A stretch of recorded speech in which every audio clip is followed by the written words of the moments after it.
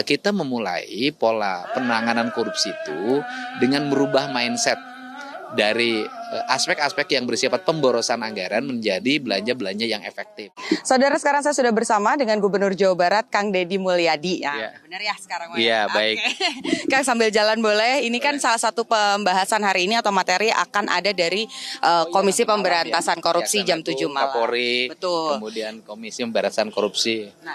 Baik. Nah, ini kan Jawa Barat beberapa kali, bahkan khususnya Bandung, Cimahi ini jadi catatan, Kang, karena setiap ganti wali kota atau misalnya ganti kepala daerah ini kena terus kasus korupsi. Kang Deddy ada kebijaksanaan baru kah supaya nggak keulang lagi, Kang? Yang pertama, saya sejak awal sekarang sudah mulai membangun komunikasi dengan para kepala daerah kabupaten kota ya. Khusus untuk daerah yang jadi langganan, kata orang Sunda tuh lelesakeun ya. Itu saya termasuk yang ingetin. Misalnya Bupati Cianjur, Bupati Bandung Barat, kemudian Bupati Karawang, kemudian Bupati Bekasi, Kota Bekasi, dan Bupati Bogor. Ngingetin bahwa peristiwa itu jangan terjadi lagi. Untuk itu mungkin nanti dari awal kita akan segera membuat fakta integritas. Setelah fakta integritas kita akan membuat kerjasama pendampingan terhadap seluruh rangkaian kegiatan pembangunan. Itu kan di Kejaksaan itu ada tim pendampingan yang bisa membantu para kepala daerah, khususnya para kepala dinas dan pejabat pembuat komitmen untuk melaksanakan kegiatan-kegiatan pembangunan secara transparan.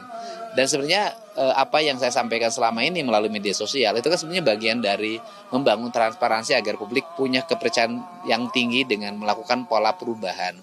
Tetapi harus diingat juga bahwa proses korupsi itu jangan hanya dipahami oleh hilangnya uang negara atau kurangnya volume pekerjaan, tetapi juga korupsi itu kan bisa menjadi akal-akalan administratif.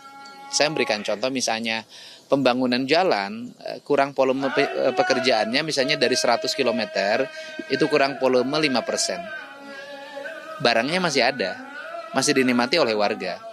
Tapi kegiatan bikin alat tulis kantor, kegiatan-kegiatan yang bersifat imajinatif ya seminar-seminar, sosialisasi, fasilitasi, kunjungan kerja, studi banding dan sejenisnya, menghabiskan anggaran ratusan miliar, rakyat tidak menikmati sama sekali. Sehingga kita memulai pola penanganan korupsi itu dengan merubah mindset dari aspek-aspek yang bersifat pemborosan anggaran menjadi belanja-belanja yang efektif. Dan itu saya memberikan contoh di Jabar misalnya kan.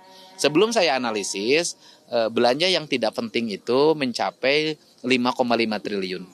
Ketika 5,5 triliunnya kemudian digeser untuk pembangunan sekolah, jalan, jaringan listrik, jaringan air bersih, pembangunan rumah rakyat miskin, kemudian PJU, kemudian pengembangan pendidikan berkarakter, itu kan jauh lebih terarah. Kemudian layanan kesehatan, ini kan yang menjadi fokus. Sehingga hari ini saya mengajak pada semua dengan spirit yang sama, mari kita melakukan pengelolaan keuangan dengan membelanjakan belanja pemerintah ke arah yang bersifat produksi dan investasi.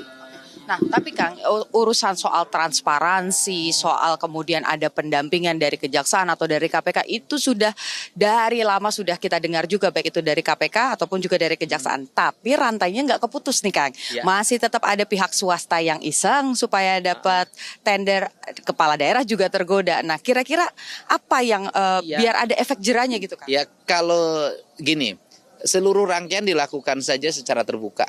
Nggak ada masalah. Misalnya pemenang tender umumin aja sih secara terbuka. Sekarang kan belum begitu terbuka diumumin kan. Kemudian yang menang itu siapa? Kan itu sudah bisa diakses. Portalnya harus diperkuat. Nah, kalau sudah portalnya diperkuat, webnya diperkuat, situsnya diperkuat gitu loh, maka orang bisa mengakses secara terbuka. Bila perlu diumumin aja di berbagai titik. Seperti kayak anggaran saya sekarang. Kan bisa tuh pada akhirnya. Oke, ya. Jadi harapannya nanti pembahasannya kira-kira yang ada pesan khusus yang akan disampaikan ke KPK untuk Jawa Barat? Ya mudah-mudahan Jawa Barat ke depan menjadi daerah yang mendapat arah, kemudian menuju tujuan yang utama dan KPK menjadi mitra untuk membangun pemerintahan yang lebih baik. Oke, baik. Terima kasih Kang Demo untuk waktunya. Jadi tadi saudara, KPK akan mengisi kelas di retret hari kelima ini bersama juga ada dengan Kapolri, kemudian juga ada dari Kejaksaan, utamanya terkait dengan kepastian hukum. Dan kalau khusus soal KPK tentu saja diharapkan para kepala daerah yang rawan sekali menjadi pelaku tindak pidana korupsi ataupun juga suap, ini tidak lagi melakukan hal-hal tercela itu dan juga anggaran-anggaran yang sudah dikeluarkan ini bisa betul-betul dinikmati oleh masyarakat. Ini Putu Trisnanda, Yanuar Ruslim, Kompas TV, Magelang, Jawa Tengah.